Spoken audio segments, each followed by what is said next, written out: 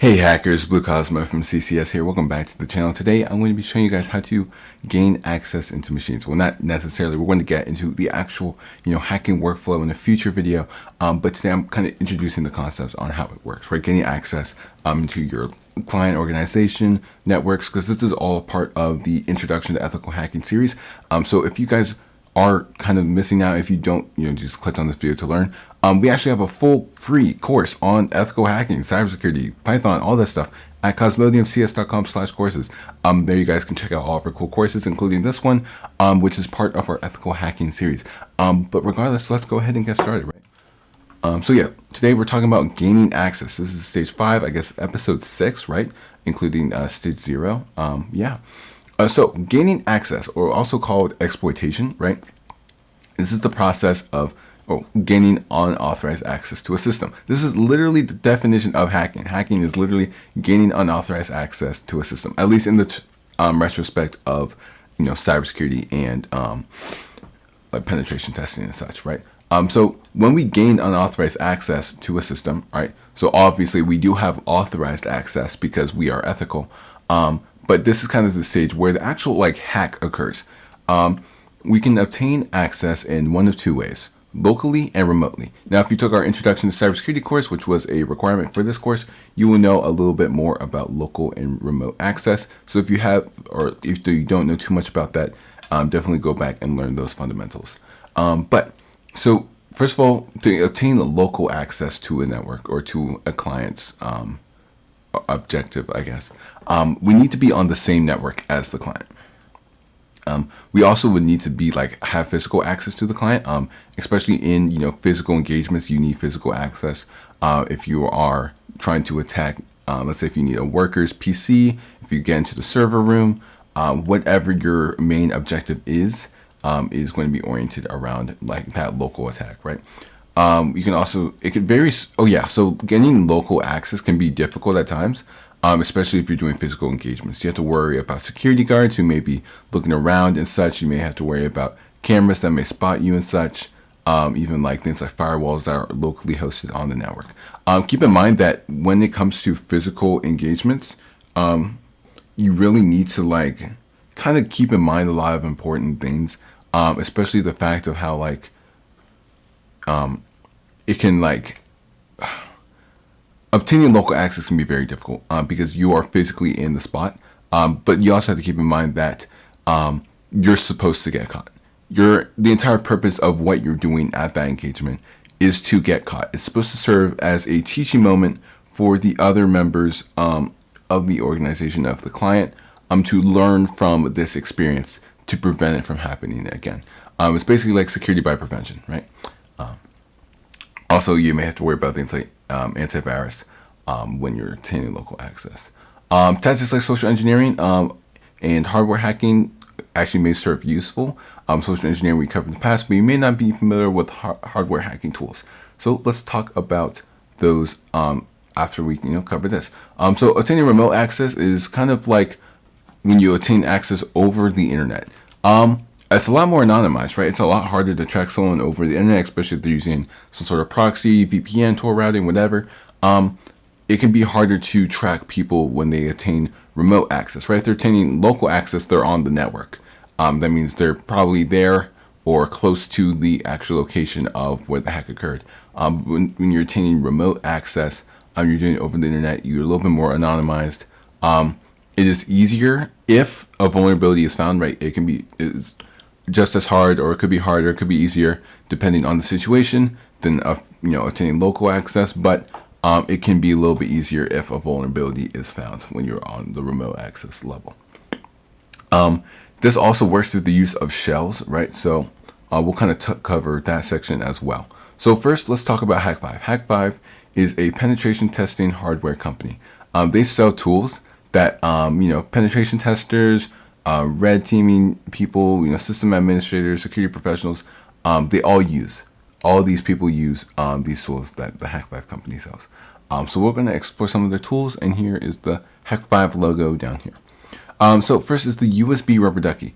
The USB rubber ducky is a device that basically acts like a keyboard. All right, it can inject keystrokes at super fast speeds, and it's also known as a human interface device, also a HID device. So this is what it looks like, right?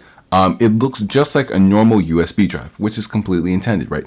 You're supposed to like have it look like a USB drive so that people will be more innocent and more willing to put it into their computers, right? So you can just drop some of these in front of the door and like expect people to pick them up and plug them into their computers, or you can have you can plug it in yourself and it just looks like you're plugging in a USB drive. But what you're actually doing is plugging in a programmable keyboard, which means anything that keyboard can do, this thing can do. So that means we can install things like backdoors, we can steal Wi-Fi passwords, we can install keyloggers, a bunch of other cool hacking stuff we can do with the USB rubber ducky. We actually have an entire course dedicated to the USB rubber ducky at cosmodiumcs.com. We actually have courses for this tool and most of the other Hack 5 devices on our website as well. So here comes the LAN Turtle. The LAN Turtle is a device that is used to plug into a network, and you get shells. So you can actually plug it into network, into a device. You can get a remote shell onto the device because you're kind of just putting yourself as a man in the middle between the network and the device at hand. And this is what it looks like. It looks just like a normal Ethernet to USB adapter, but in reality, it's a tool that allows us to get remote shells. Bash Bunny. The Bash Bunny is a device that can emulate other USB devices. So things like keyboards, Ethernet, serial, and plenty of other devices. This is one of the more obscure looking devices. It has like this little red switch so you can switch between the different payloads and such. We actually have a course for this device as well. So you can actually learn how it works and maximize your workflow as well. SharkJack. SharkJack is a tool that you can plug into the Ethernet port of a network, and you can perform network related tasks. So you can do network scanning, you can make a hardware backdoor, and plenty of other cool things. This is what it looks like. It has like a Ethernet port at the top, or Ethernet plug at the top, or I think Cat 6 or something like that. Something like that. I apologize if I'm saying it wrong. But you plug it in, and basically you have a whole Linux machine connected to the network that you can perform plenty of cool hacks with. The Wi-Fi Pineapple. Wi-Fi Pineapple is a Wi-Fi auditing tool. So you can use this to create, rogue access points, basically like fake Wi-Fi hotspots that people connect to. You can monitor the traffic, right? I'm sure you've been to like Starbucks before, and you'll see the free Starbucks Wi-Fi that you can connect to. Well, with the Wi-Fi Pineapple, we can create our own free Wi-Fi hotspot that people will just assume belongs to Starbucks, and we can call it whatever we want. So we can call it Starbucks Wi-Fi, we can call it McDonald's Wi-Fi, we can call it whatever we want. Free guest Wi-Fi. We can call it whatever we want, and people will connect to it, and we can monitor the traffic, get a TCP dump. We actually have an entire course dedicated to the Wi-Fi Pineapple as well. But this is what it looks like. This is the Wi-Fi Pineapple Mark 7. It has these cool 3 antennas coming out, and it's pretty cool. So let's talk about shells. So shells are pretty important when it comes to obtaining both remote access and local access. It's basically a remote terminal. So you guys have worked with a terminal before. Just think of a terminal that instead of connected to your computer, you have it connected to another computer. Right earlier on, I showed the SSH, our ability to SSH into my server. We did this in a previous episode, but I'll just simply do my at our host name, which is Cthulhu. You can also do the IP address of the computer as well. You put the password in, and there you go. You have remote access. So you can list and see this is connected to my server. But if I made a new terminal here, and then I'll just choose a dark profile. And if I list, you can see these are 2 different areas, right? If I do who am I over here, you'll see that I am Mythos. If I do who am I over here, see I'm Blue Cosmo. These are 2 different computers. This computer or this terminal is connected to my server that we are using the SSH protocol to connect to. So let me close that, and we can close that connection. But yeah, so that's an example of a remote shell, and that's using SSH, which is secure shell, and it's a protocol running on port 22, right? Awesome. So we can keep going, and there's 2 different types of shells, right? There's the bind shell. The bind shell is basically when the attacker computer connects to the client computer, right? This is a little less common. We actually typically use something called a reverse shell, where we have the client computer connect to the attacker computer. This is a little bit more ideal when it comes to penetration testing situations. However, you are still able to use a bind shell here and there. So the only difference is you have the attacker, connect to the client, or you can have the client connect to the attacker. Those are the two different types of shells. In order to actually get our shell, we need to set up something called a listener. Basically, what the listener will do is listen to a certain port and wait for that connection or wait for the opposing computer to make the connection. So let's say we have a reverse shell, right? What we'll do on the attacker computer is set up that listener, right? Because our client computer is going to connect to our attacker computer. So our attacker computer needs to be listening for that connection from the client computer. What we'll do is set up that listener, and we can listen on a certain port. We can create this connection between these two computers on whatever port, pretty much whatever port we want, as long as it's open, right? So if SSH is already on the server, you probably don't want to choose port 22 because there's a service already running on port 22. But port 8080 is pretty common, I think. Port quad 9, 9999, or port 1337 is pretty popular. You can be any port you want as long as it's not being taken up by another service already. So yeah, that's what you need to do. And then you can listen on that port and have the client computer connect to you. So when it comes to actually setting up a listener, we have a tool called NetCat. NetCat is a tool that, we can use to set up a listener. So in bind shells, right, you would set up the listener on the client computer, but in reverse shells, the NetCat would be set up on the attacker computer. We can actually have, them then connect to the listener on whatever opposing computer there is, right? So let's say if we're in a bind shell, we would have this be run on the in bind shell, this would be on the client computer, and then a reverse shell, we would run something like this on the attacker computer. Instead of port, obviously you would put whatever port you want to put. So if it was, let's say, port 5555, you would put NCTech LMBP and then port 5555. So I'm actually going to show you guys how to perform all this later on within the course. But for now, just kind of understand these concepts, right? So to actually connect to these listeners, you can actually still use the NetCat software. So you do NC and then the host you want to connect to, which is the IP address of whatever computer is hosting the shell, and then you connect to the port as well. Cool. So that is it when it comes to actually setting up for gaining access to a computer. It's pretty straightforward. I guess we can move on to maintaining access. All right. So shell stabilization. Shell stabilization is basically kind of like when we get our shells, we actually may need to stabilize them in order to make them more ideal for you. So when you get a reverse shell, they're gonna be kind of weird, kind of tainty, and they won't be the most ideal. So for example, if we go in our terminal, right, if we SSH back into my server, for example, you already notice that with this server, right, it's already doesn't have any of the syntax highlighting. It's just the user, the name, and whatever. So we can still run commands, and I can do Control-C because it's a stable shell. But if you were to hit Control-C in a shell that was not stable, it would close the shell. It would just close it. And you would lose that remote connection, which you don't want to happen, right? Because you want to have that remote connection to that computer. So what you often end up having to do is stabilize the shell. We can use this command, Python 3 text-c import pty and the semicolon. So if you guys are familiar with Python, you should have taken a Python course before. If you don't, we have a Python course on our website for free as well, cosmodiumcs.com/courses. But you can see that we have this Python set of code, right? This semicolon basically represents the new line, and then everything in these single quotes represent the code of the file. So this text-c represents the code. We want to import pty and then make a new line, and then pty spawn bin bash. So if you were to spawn a /bin bash, right? If you took our Linux course, bin bash is to activate the bash language, and we're already in the bash language, right? But because we're activating that bin bash, it will give us a more stable version of the bash language.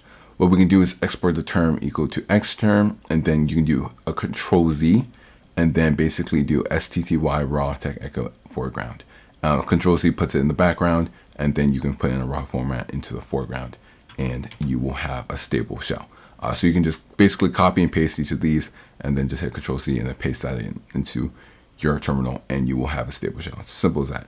If there isn't Python, there are other ways to stabilize your shell. You can simply just Google how to stabilize your reverse shell. It's pretty simple. Cool. So let's talk about backups. We need to make important backups of files we manipulate, right? Simply because we are ethical. right? We are ethical hackers. We want to make sure that when we are, performing these penetration tests and such, that we aren't just, causing damages to files, because we are going to need to restore the system later, because this isn't our system. If we just do a bunch of changes, create like administrative accounts, and then exploit these vulnerabilities on a system, the system is vulnerable, right? And we need to, we'll talk about cleanup later on in the course, but it is important to make up, backups of these files, so that way we can restore them to how it was when we first originally started working with the system. So as I mentioned, since it's ethical, we may need to restore those files. Let's talk about persistence a little bit. We won't deep dive too into persistence, simply because this is an ethical hacking course. You won't be using persistence in the world of ethical hacking. Maybe on some engagements if they permit it, if you have to do prolonged engagements. If you're working on like in the government and such, you probably will be using persistence. But if you don't know what persistence is, it's basically our ability to maintain access, right? So when we create that reverse shell, we have access to that computer. But do we have persistent access? Because every time, let's say if we have our reverse shell, right? Let's say every time you open, we got a reverse shell onto the website, right? We have that activated shell. But if we close that shell, can we get that shell again? Maybe, but it isn't likely. And you would have to find a way to activate that reverse shell again just to get access to the computer. So what we need to do is, in the world of persistence, is basically enabling the computer to consistently look for your computer, or to keep that port open, so that way you can always connect back to the computer at any time. And that's basically the whole point of persistence. So it makes it persistent, right? You can always connect to the computer instead of having to go through the stages of a hack to regain your shell. So let's talk about privilege escalation, also known as PrivEsc. Privilege escalation, basically, like when we first get our shells, we more than likely will not have root. Root, remember, being the administrative account. We more than likely will not have administrative access onto the computer. When we first gain access, we will need to find a way to get higher access, or higher permissions on the computer.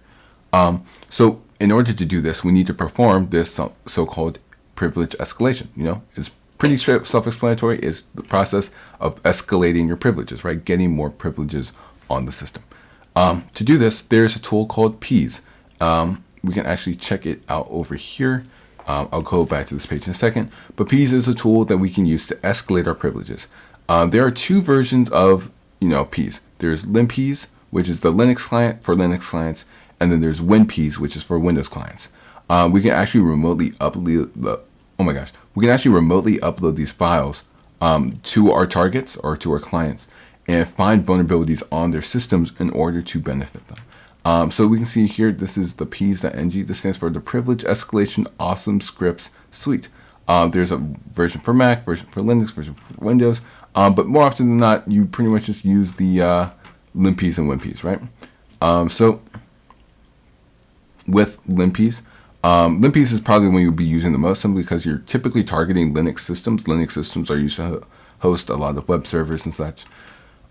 So it is pretty straightforward, right? So let's say if we wanted to get something like LinPrivEsc on, you can just simply click on the LinPrivEsc file, and there is full set of instructions on how to do it, right? If you wanted to curl it straight from GitHub onto your target, it would literally curl it from GitHub, download it onto the computer, and then this tech output sh, remember this pipe that takes the output and runs it onto a command.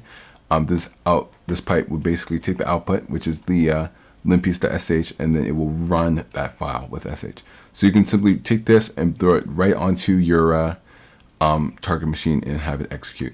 You can also download it onto your computer, host a web server. You can use Python, or you can use Service Apache to start and get it onto your computer, and basically download it off of your attacker computer. There's a bunch of different ways how to do it, and we're going to actually learn how to use this tool later in the course. But for now, we need to understand what the tool is doing and have some more of the bare bone basics down. All right, so stage 7 is post engagement and resolution. We can quickly cover this because the video isn't been too long. So post engagement, basically this is after the engagement, right? After you gain access, right? If you gain access to the system, then you did a successful pen test. You were able to gain access, which means your client system is vulnerable. So what we need to do is fix it, obviously, or have show them what they need to do to fix it, right? And that's what the whole point of the report is for. However, we'll just cover some of the basic stuff, right?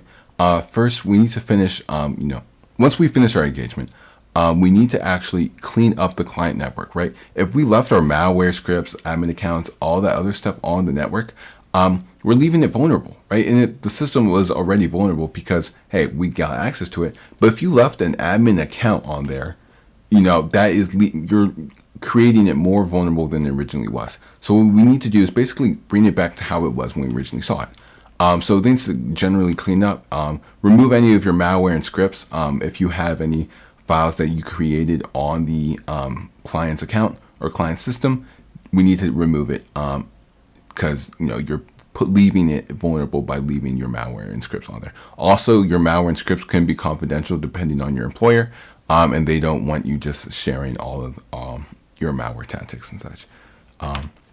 You also need to delete any accounts that we've made. So if we made any basic accounts, if we made any admin accounts, we need to delete them because we made those accounts to escalate your privileges or exploit the system.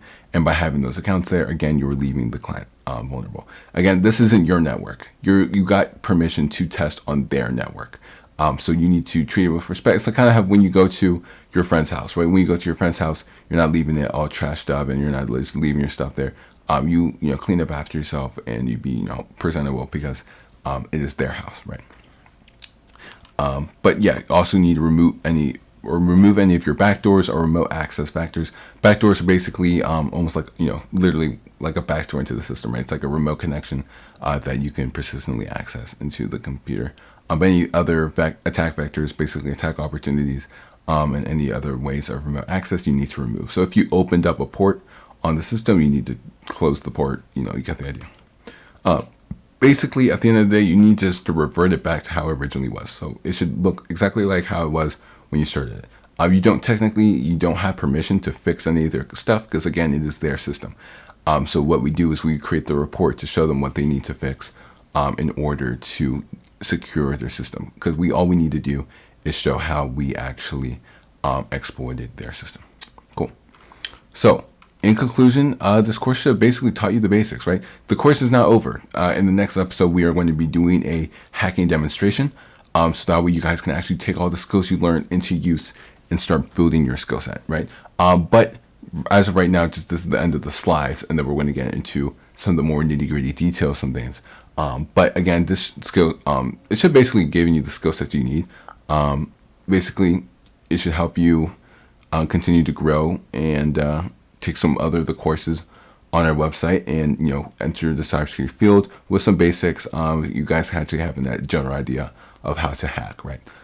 So let's actually jump into all the other stuff, but that is for the next video. So for this video, make sure to leave a like and subscribe. And if you guys aren't checking this course out on our website, definitely head over to cosmodiumcs.com/courses and see what you might like. Anyways, I will see you guys in the next one. So stay happy, stay positive, and as always, happy hacking. Hey hackers, Blue Cosmo from CCS here, and I wanted to introduce you guys to the Happy Hacker Site Plan.